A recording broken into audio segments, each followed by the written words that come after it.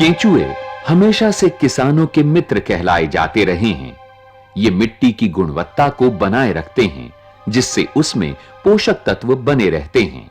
जैविक खाद बनाने में ये केंचुए अहम भूमिका निभाते हैं और इनके द्वारा तैयार की जाने वाली खाद को वर्मी कंपोस्ट यानी केंचुआ खाद कहते हैं।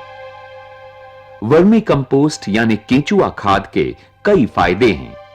ये पूरी तरह किसी भी रसायन से मुक्त होती है, जिसके कारण ये पर्यावरण हितैषी तो है ही, साथ ही साथ ये मिट्टी की हवा ग्रहण करने की क्षमता में भी इजाफा करती है। वर्मी कंपोस्ट में जैविक पदार्थों की मात्रा काफी होती है, जिसके कारण मिट्टी की नमी सोखने की क्षमता बढ़ जाती है। वर्मी कंपोस्ट के उपयोग से पौधों की जड़ों की बढ़वार अच्छी होती है, जिसके कारण वो अधिक पोषक तत्वों को ग्रहण कर पाते हैं। वर्मी कंपोस्ट या केंचुआ खाद के कारण मिट्टी में सभी प्रकार के पोषक तत्वों की मात्रा बेहतर हो जाती है।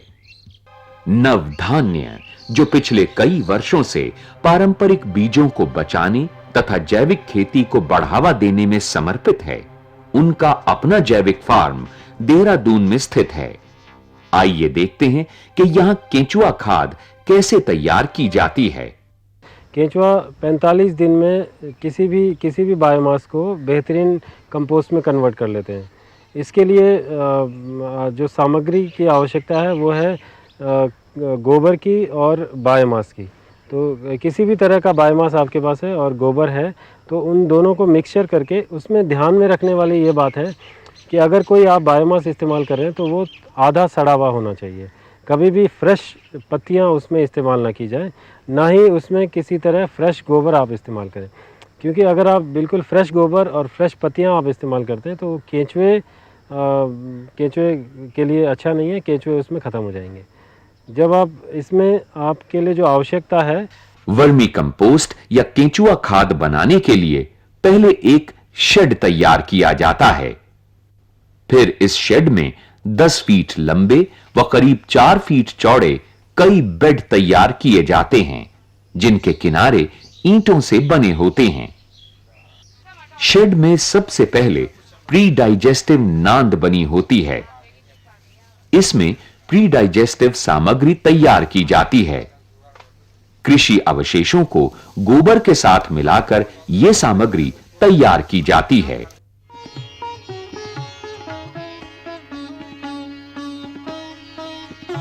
सबसे पहले बेड पर गोबर को डालकर फैला दें।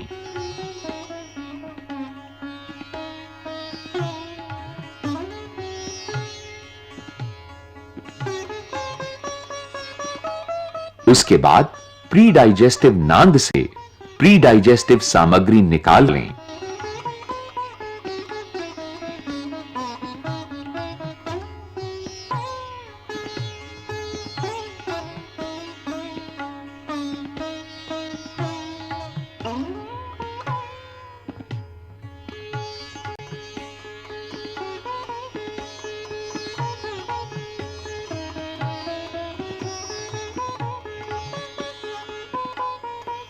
उसके बाद प्री डाइजेस्टिव सामग्री गोबर के ऊपर फैला दें।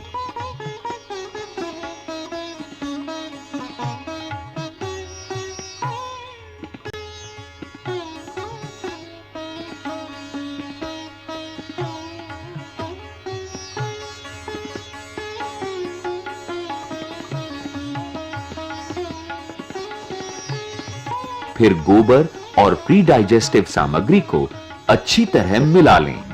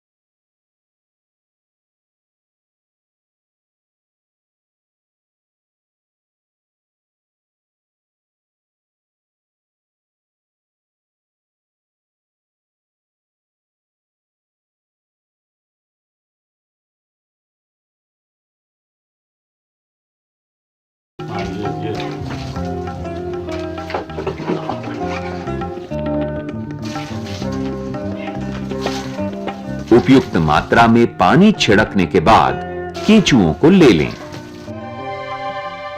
यहां हम इसीना फिटिडा प्रजाति के केंचुओं का प्रयोग कर रहे हैं। किसान भाई अपने क्षेत्र की जलवायु के अनुसार केंचुए की प्रजाति का चयन करें।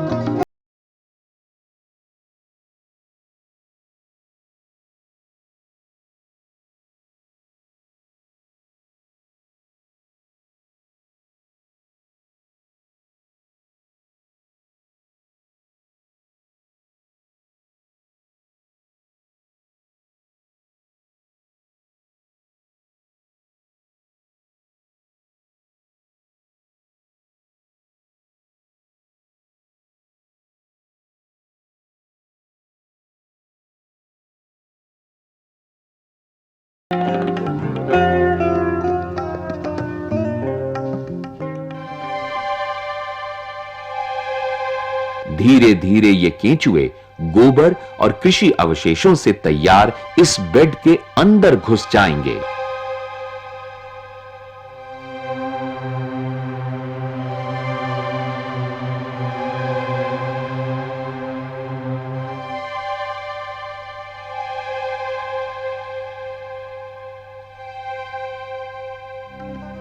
जब केंचुए बेड के अंदर घुस जाएं, तो एक टाट या बोरी को हल्का गीला करके इस बेड को ढक दें। केंचुए को अंधेरा पसंद होता है, इसलिए ढकने से बेड में आवश्यक नमी बनी रहने के साथ-साथ केंचुओं को सही वातावरण भी मिल जाता है। करीब 45 दिनों के बाद चाय की पत्तियों जैसी भुरभुरी केंचुआ खाद तैयार हो जाएगी, जिसे छानकर एक जगह जमा किया जा सकता है।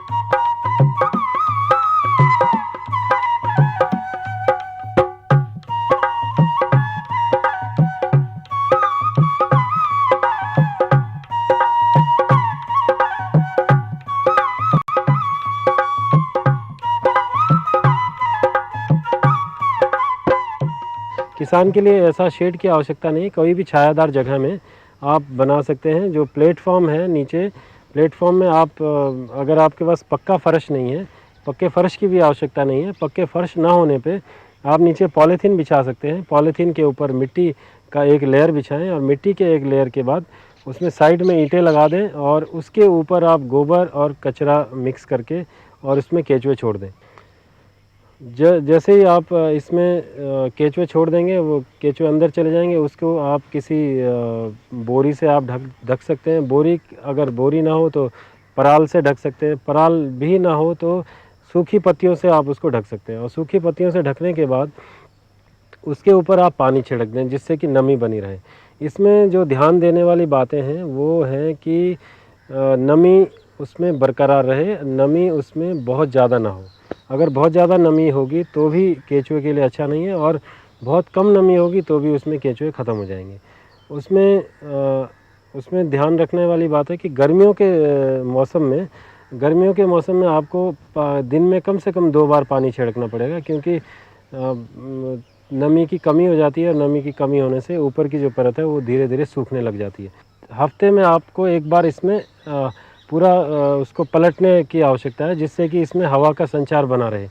उससे आपको ये भी पता लग जाएगा कि आपका जो वर्मी कंपोस्ट का ढेर है उसमें नमी बनी हुई है या नहीं बनी हुई है। नमी को बनाए रखना है, और उसके लिए एक बहुत किसानों द्वारा इजाद किया गया तरीका है कि आप उसका गोबर या जो बायोमास है उसको आप लें।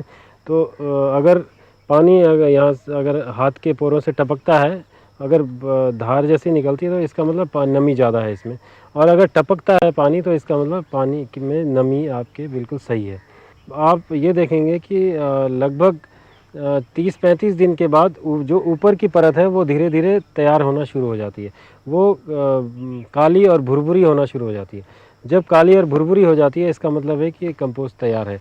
आप ऊपर का जो धीरे धीरे खुरचें और आप हाथ में दें, और अगर आप उसको नीचे छोड़ें तो वो बिल्कुल जैसे चाय पत्ती की तरह बिखर जाएगा। तो इसका मतलब है कि आपका कंपोस्ट बिल्कुल तैयार है। धीरे धीरे अब इसको निकालने का तरीका है कि आप इसमें पानी डालना छोड़ दें, पानी डालना बंद कर दें। अगले दिन से आप इसको धीरे धीरे आप खुरचने लगें तो ऊपर वाला जो परत है वो आप उसको अलग करते जाएं, और आप धीरे धीरे उसकी ढेर बनाते जाएं। और ढेर में से आप देखिएगा कि जो केचुए हैं वो नीचे चले जाते हैं, और ऊपर का जो कंपोस्ट है वो आप एकत्रित कर सकते हैं। इसी तरह से जब बाद में थोड़ा सा मटेरियल रह जाता है, उसमें केवल केचुए रह जाते हैं, उसमें आप फिर दोबारा पुनः ढेर बना सकते हैं। तो ये है वर्मी कंपोस्ट बनाने की विधि। और वर्मी कंपोस्ट जो है किसी भी और कंपोस्ट से लगभग 2 से 3 गुना बेहतर होती है। अगर आप कोई भी कंपोस्ट बनाते हैं उससे 2-3 गुना बेहतर होती है। तो इसमें जब आप खेत में डालते हैं तो वो उससे 2-3 उसका तिहाई हिस्सा ही आपको खेत में डालना पड़ता है।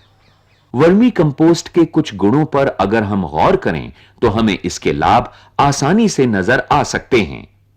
अगर वर्मी कंपोस्ट के रासायनिक घटक हम देखें तो इसमें जैविक carbon 11.03%, nitrogen 7.37%, phosphorus 0.37%, carbon 4.58%, potassium 0.4%, magnesium 0.38%, जस्ता 0.16%, लौह तत्व 0.38% और तांबा 0.025%, इलेक्ट्रिकल कंडक्टिविटी 0.28 डेसी साइमंस प्रति मीटर होती है। Vermi wash. केंचुओं से हमें वर्मी वॉश भी प्राप्त होता है। वर्मी वॉश असल में कंपोस्ट बनाने में उपयोग में लाए गए केंचुओं की धुलाई करने से प्राप्त होता है। जब इन केंचुओं की पानी से सफाई करते हैं तो यह पानी एक छोटे से टैंक में जमा कर लिया जाता है। इस पानी में केंचुओं के शरीर से चिपके पदार्थ, एंजाइम और थूक आदि होते हैं। ये वर्मी वॉश फसलों एवं अन्य पौधों पर सीधे घोल के रूप में छिड़काव किया जा सकता है। इसमें भी काफी मात्रा में पोषक तत्व होते हैं जो पौधों को तुरंत प्राप्त हो जाते हैं। इस तालिका से वर्मी वॉश के गुणों का अवलोकन किया जा सकता है। जैविक carbon 0.008%, nitrogen 0.01%, phosphate 1.69%, potassium 25 ppm, sodium 8 ppm, calcium 3 ppm, तांबा 0.01 ppm, लौह तत्व 0.06 ppm, magnesium 158.44 ppm, manganese 0.58 ppm, जस्ता 0.02 ppm, हेट्रोट्राफ्स 1.79 CFU प्रति मिलीलीटर, नाइट्रोसोमोनास 1.01 CFU प्रति मिलीलीटर, फफूंद 1.46 CFU प्रति मिलीलीटर। वर्मी वॉश का pH मान 7.48, इलेक्ट्रिकल कंडक्टिविटी 0.25 डेसी साइमंस प्रति मीटर। वर्मी कंपोस्ट के लिए मुख्यतः केंचुओं की 3 प्रजातियां उपयुक्त रहती हैं। जो सतही भोजन करते हैं ये हैं इसिना फिटिडा, पेरिनॉक्स एक्सेवेटस और यूड्रिलस यूजीनी। जो व्यक्ति वर्मी कंपोस्ट बनाना चाहें उन्हें अपने क्षेत्र और जलवायु के अनुसार केंचुओं की प्रजाति का चयन करना चाहिए। कौन सी प्रजाति का केंचुआ आपके लिए उपयुक्त रहेगा, इसकी जानकारी आप नजदीक के कृषि विज्ञान केंद्र या कृषि विश्वविद्यालय से ले सकते हैं। कृषि विज्ञान केंद्र तथा एटिक केंद्रों से आपको केंचुए भी आसानी से उपलब्ध हो जाएंगे। वर्मी कंपोस्ट जहां एक ओर हमें रासायनिक खाद के दुष्प्रभाव से छुटकारा दिलवाती है, वहीं इससे ग्रामीण आबादी को रोजगार भी प्राप्त होता है, जो आज ग्रामीण अर्थव्यवस्था के लिए अत्यंत आवश्यक है।